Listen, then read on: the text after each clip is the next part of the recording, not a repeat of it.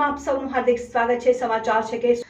Sir Sayajirao ગાયકવાડના સમયથી Dabhoi railway station Asia ખંડમાં first નંબરનું સ્ટેશન નેરોગેજ રેલવે લાઇન હતું। આજે આ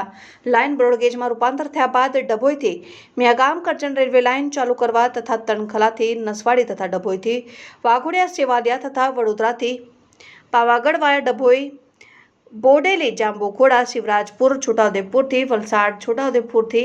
જામનગર આદિવાસી મજૂરોને મજૂરી કરવા માટે આવતી જતી ગાડી વડોદરા રેલવે સ્ટેશનથી ઉપાડીને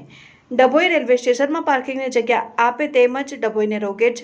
સ્ટીમ એન્જિન સૌ માટે મૂકવા રેલવે નેરોગેજ ટ્રેન બંધ કરાયા બાદ ગ્રામ્ય વિસ્તારોમાં આવતા રેલવેની સ્ટેશનની કેટલીક ઇમારતો ખંડિત થઈ જવાથી અસામાજિક તત્વોના અડ્ડાઓ બની રહ્યા છે અને ઉપર મુજબની ટ્રેનો શરૂ હતી તે વખતે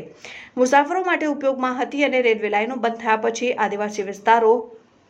અને ગામોના લોકોને ઘણી તકલીફો પડી રહી છે। જ્યારે કે ડભોઈથી ટ્રેનો વડોદરા પ્રતાપનગર સુધી જાય છે તેની જગ્યા ઉપર તમામ ટ્રેનો વડોદરા રેલવે સ્ટેશન સુધી પહોંચે અને મુસાફરોને સુવિધાઓ પૂરી પાડે તેવી જાગૃત નાગરિકોને મુસાફરોની માંગ ઉઠવા પામી છે। Bureau chief Parmar Bhagirathsinh, news 7 India.